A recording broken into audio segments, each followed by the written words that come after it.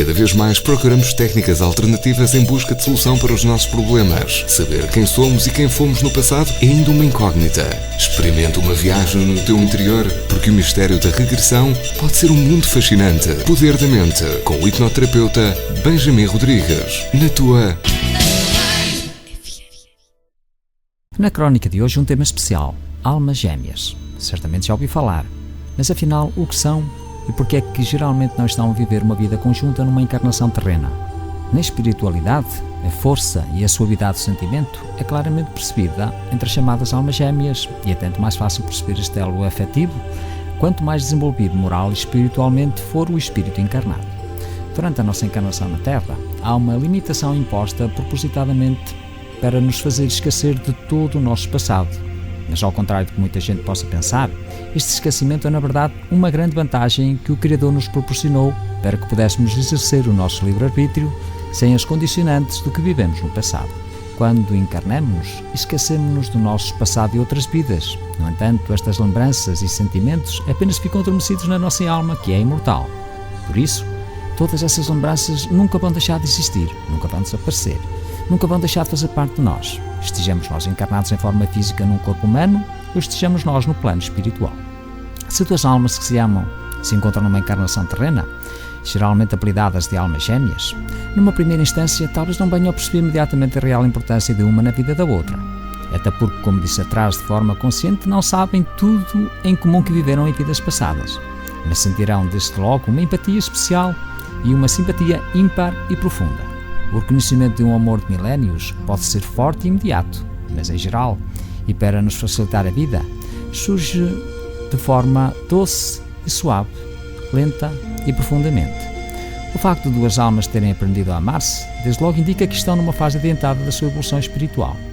Nestas situações, quando se encontram encarnadas na mesma altura na Terra, isso não significa necessariamente que vão ficar juntas, enquanto a experiência terrena estiver em andamento, pois ambas as almas sabem que as experiências que cada um precisa ter para a sua própria evolução pode implicar que cada um, por exemplo, forme com outros uma família para vivenciar outras experiências que ambos precisam e pediram antecipadamente antes de encarnarem.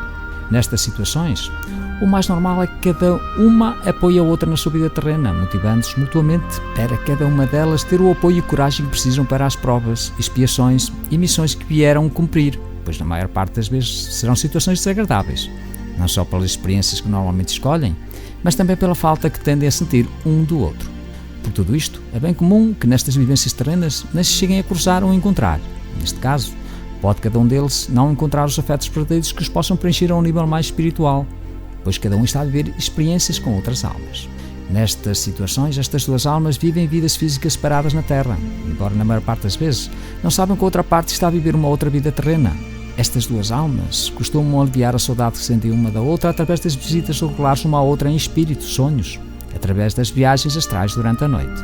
Há ainda outra possibilidade, embora porventura mais remota, que é quando estas duas almas se encontram, se reconhecem e se amam incondicionalmente e reconhecem que não podem ficar juntas, porque já estão comprometidas com outras pessoas e famílias. Em geral, esta prova é bem difícil para ambas, porque exige o mais amplo sentimento de resignação, coragem e amor ao próximo. Surge então a pergunta: se estas duas almas se amam, quase poderíamos dizer desde sempre, por que Deus faria isso? Deixo esta pergunta no ar para ser respondida na próxima crónica. Se o assunto das almas gêmeas lhe interessa, o relato continua na próxima semana. Mas por mim e por hoje despeço-me da forma habitual, desejo aos ouvintes tudo de bom. Na crónica anterior, e a respeito do tema das almas gêmeas, deixei uma pergunta no ar que foi a seguinte: se essas duas almas se amam, quase poderíamos dizer desde sempre, por que é que Deus as separa numa encarnação em que ambas vivem uma vida humana na Terra? E a resposta é simples: Deus, os anjos ou os guias, ou seja lá quem for, não separou ninguém, por mais estranho que à primeira vista possa parecer. Foram essas próprias almas, apelidadas de almas gêmeas, que pediram estas provas e estas aprendizagens, pois sentiam que precisavam destas experiências para poderem evoluir espiritualmente. Antes de encarnarem nestas vivências terrenas separadas uma da outra, ambas as almas se apoiam mutuamente e encorajam para esta nova experiência. Isto só acontece porque estas almas já estão numa fase bastante adiantada de evolução e elas sabem que, embora momentaneamente numa vida terrena possam não estar juntas, elas sabem que na realidade espiritual o tempo de uma vida é insignificante em comparação com a realidade espiritual. Estas duas almas, pese embora todas as experiências terrenas com outras pessoas, criando inclusivamente laços familiares, com filhos, maridos, esposas, etc., Ambas sabem de forma inconsciente que no plano espiritual vão continuar a amar-se e a fortalecer os seus laços, pois ambas sabem que as experiências que escolheram irão fazê-las seres ainda mais evoluídos, sendo que estas experiências terrenas irão ser bastante proveitosas para ambas, pelos ensinamentos e aprendizagens que ambas ganharam. As almas gêmeas geralmente escolhem experiências distintas e separadas e fazem esta escolha com base nas experiências que as farão evoluir, que na grande maioria das vezes serão situações que racionalmente e analisadas pela mente humana poderiam ser consideradas tragédias ou de má sorte. Para estas almas gêmeas encarnarem separadas, casarem-se com outras pessoas e formarem famílias sem que nessa família esteja outra alma gêmea é perfeitamente normal ao nível da alma, pois, como disse atrás, ao nível da mente humana pode ser bastante doloroso e sofrido.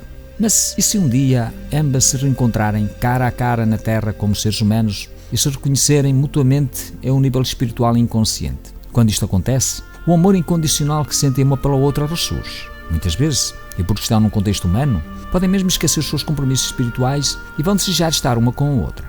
Nestas alturas, cada uma delas deveria resistir à tentação de trair, de abandonar os companheiros, os filhos, os compromissos, etc. dessa vida terrena, pois se abandonarem todos esses compromissos, irão construir uma falsa felicidade sobre lágrimas alheias.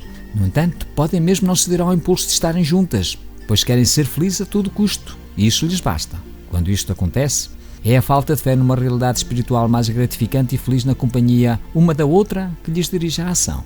Nestas situações, vão acabar por descobrir mais tarde, no plano espiritual, que na realidade não houve real felicidade naquela vivência conjunta, até porque no plano de alma de cada uma, isto não estava contemplado e não lhes trouxe os ensinamentos que ambas precisavam. Se tivessem vencido a tentação de fazer o que citamos, teriam no futuro o mérito de estar uma com a outra, mas agora na certeza de que deram mais um passo para a evolução de ambas. Se deixaram arrastar por essas paixões, estarão fadadas a ter de vivenciar mais uma experiência terrena para aprender aquelas mesmas lições, tão só porque não aproveitaram aquela oportunidade que ambas tiveram naquela encarnação. E fica por aqui o tema das almas gêmeas.